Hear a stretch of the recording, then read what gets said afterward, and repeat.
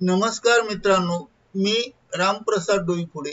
तुम्ही पाहता active education यूट्यूबचा video. चला तर पाहूया आजच्या प्रमुख बातमीचे स्पष्टीकरण. मित्रांनो, आजची प्रमुख बातमी आहे सामान्य प्रशासनाचा मोठा निर्णय. 55-50 किंवा 50-55 वर्षे पूर्ण बरोबर पुनर्विलोकन, 30 वर्षे सेवा पूर्ण. सरकारी कर्मचाऱ्यांनो सावधान, पुनर्विलोकन बंधनकारक.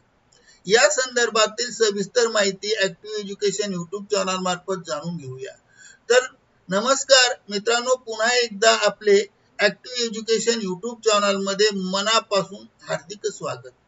आताच्या घडीची सरकारी कर्मचाऱ्यांसाठी सर्वात मोठी बातमी आहे सामान्य प्रशासन विभागाने 14 जुलै 2026 रोजी मोठा शासन निर्णय आदेश काढला आहे. शासन निर्णय निर्गमित केला आहे. कार्यरत सेवेचे 30 वर्ष पूर्ण किंवा वय वर्ष 50-55 वर्ष झाले की आता होणार बंधनकारक पुनर्विलोकन. हा व्हिडिओ कुठेही स्किप न करता शेवटपर्यंत पहा.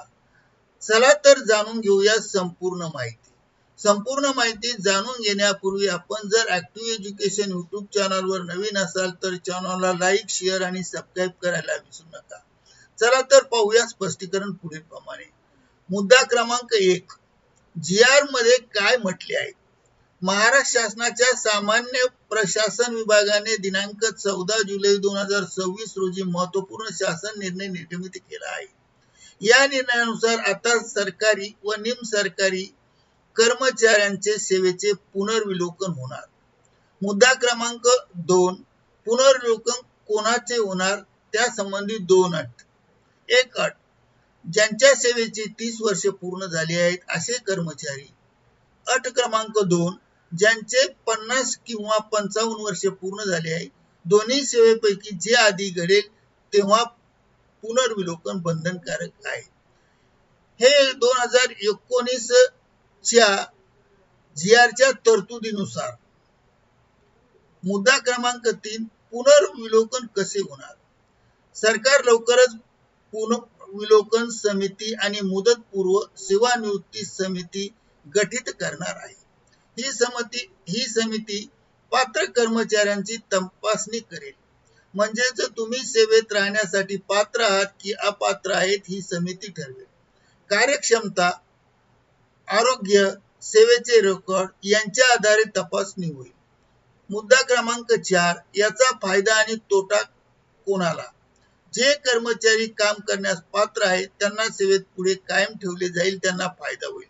पण जे कर्मचारी या तपासणीत अपात्र ठरतील त्यांच्या सेवेवर परिणाम होऊ शकतो. त्यांना मुदतपूर्व सेवानिवृत्ती देखील दिली जाऊ शकते. यामुळे निर्णय काहीसा संधी आहे तर काहीसा चिंतेचा विषय आहे. दोन्ही मुद्द्याचे टीकात्मक मूल्यमापन आहेत. लक्षात ठेवा, हा GR शासकीय विभाग आणि निमशासकीय कर्मचाऱ्यांना सुद्धा लागू आहे. एकंदरीत शासन निर्णयाचा निष्कर्ष असा आहे. थोडक्यात 14 जुलै 2026 चा GR नुसार आता 30 वर्षे सेवा किंवा 50-25 वर्षे पूर्ण झालेल्या प्रत्येक सरकारी कर्मचाऱ्याचे पुनर्विलोकन होणार आहे. सरकारने यासाठी स्वतंत्र समिती गठीत करण्याचा निर्णय घेतला आहे आणि याचा नेमका काय परिणाम होईल हे समितीच्या अहवालानंतरच कळेल. त्यामुळे सर्व कर्मचाऱ्यांनो सतर्क राहणे गरजेचे आहे. मित्रांनो, ही बातमी आजची 21 जुलैची मोठी अपडेट. तुमच्या मते हा निर्णय योग्य की अयोग्य हे नक्की मला कॉमेंट बॉक्स मध्ये सांगा तुमचे मत.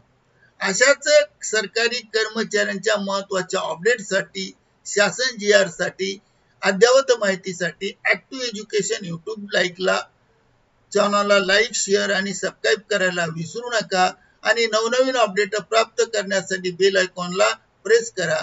पुन्हा भेटूया नवीन GR सोबत, नवीन अपडेट्स सोबत. तोपर्यंत निवांत राहा. धन्यवाद. Thank you very much for watching this.